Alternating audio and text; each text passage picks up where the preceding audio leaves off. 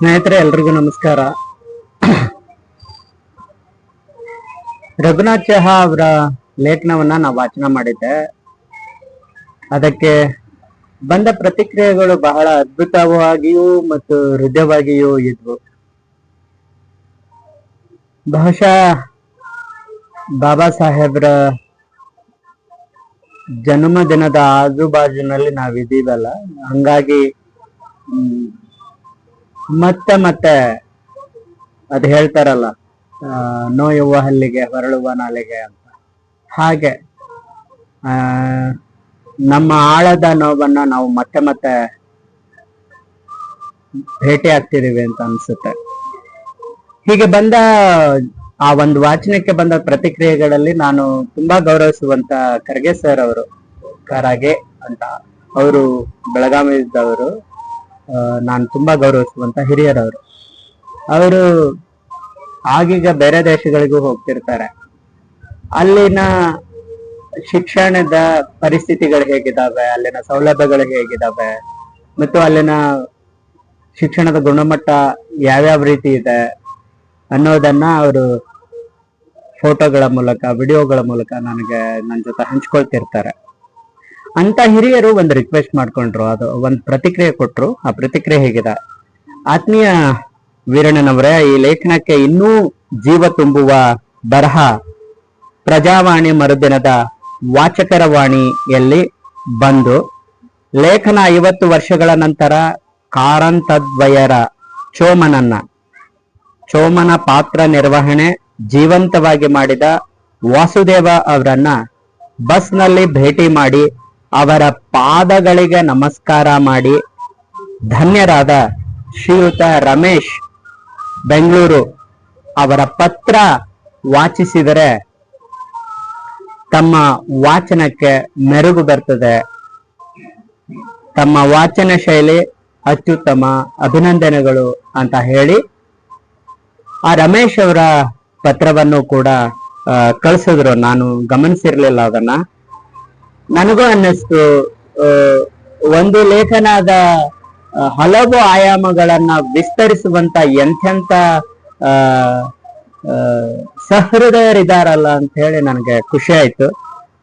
ಆ ಒಂದು ಪತ್ರವನ್ನು ಕೂಡ ನಾನೀಗ ನಿಮ್ಗೆ ವಾಚನ ಮಾಡ್ತಾ ಇದ್ದೇನೆ. ಚೋಮನು ಚಿರಂಜೀವಿ, ಪಾತ್ರಧಾರಿಯೂ ಚಿರಂಜೀವಿ.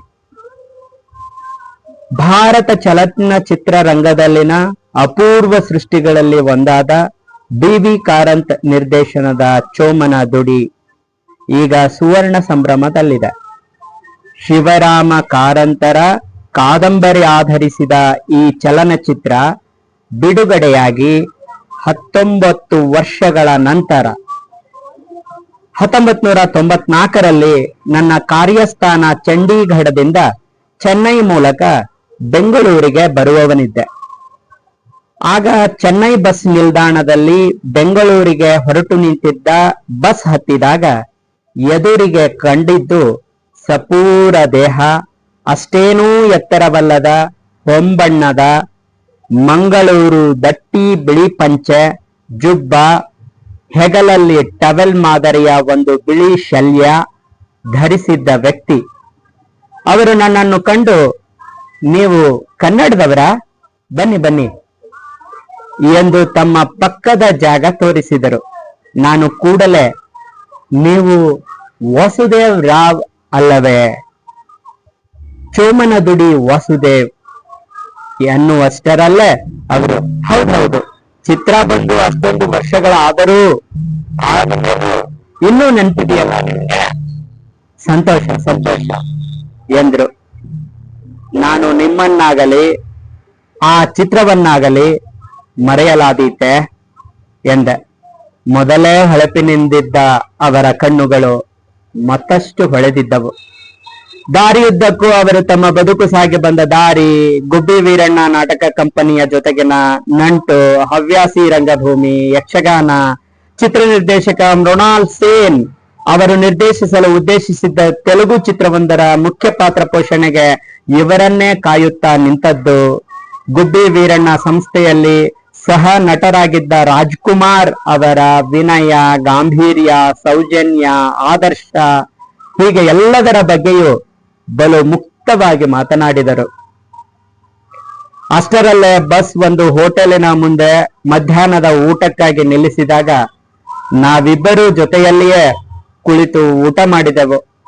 ನಂತರವೂ ಅವರೊಟ್ಟಿಗೆ ವಿವಿಧ ವಿಷಯಗಳ ಕುರಿತು ಮಾತುಕತೆ ಮುಂದುವರಿಯಿತು. ಬೆಂಗಳೂರು ತಲುಪಿದಾಗ ಅವರ ಕಾಲು ಮುಟ್ಟಿ ನಮಸ್ಕರಿಸುವ ಭಾಗ್ಯ ನನ್ನದಾಯಿತು. ಅಂತಹ ಅನುಭವಿ ಸಾರ್ಥಕ ಕರ್ಮಿಗಳ ಸಂಘ ದೊರಕುವುದು ಅಪರೂಪ. ಕಾರಂತದ್ವಯರ ಚೋಮ ಚಿರಂಜೀವಿ ಹೌದಾದರೂ ಆ ಪಾತ್ರವನ್ನು ಅತ್ಯುತ್ತಮವಾಗಿ ಪೋಷಿಸಿದ್ದ ಪಾತ್ರಧಾರಿ ಎಂ.ವಿ. ವಾಸುದೇವ್ ರಾವ್ ಅವರು ಚಿರಂಜೀವಿಯೇ. ರಮೇಶ್, ಬೆಂಗಳೂರು. ನೋಡಿ, ಚೋಮ ಸತ್ತಿಲ್ಲ, ಅವನಿಗೆ ಸಾವಿಲ್ಲ ಅಂತ ಲೇಖನದ ಶೀರ್ಷಿಕೆ ಇದೆ. ಇದೊಂದು ಹಲವು ಧ್ವನಿಗಳನ್ನ ಧ್ವನಿಸುವಂತ ಒಂದು ಶೀರ್ಷಿಕೆ. ನಡುವಿನ ಶೋಷಣೆಯೂ ಸತ್ತಿಲ್ಲ ಅಂತ, ನಮ್ಮ ನಡುವಿನ ದೌರ್ಜನ್ಯಗಳು ಸತ್ತಿಲ್ಲ ಅಂತ,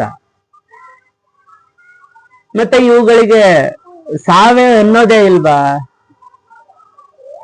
ಈ ಅಸಹನೀಯ ಬದುಕಿಗೆ ಸಾವಿಲ್ವಾ?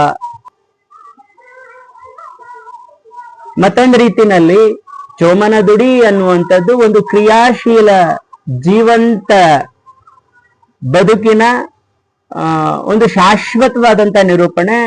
ಅದು ಎಲ್ಲ ಕಾಲಕ್ಕೂ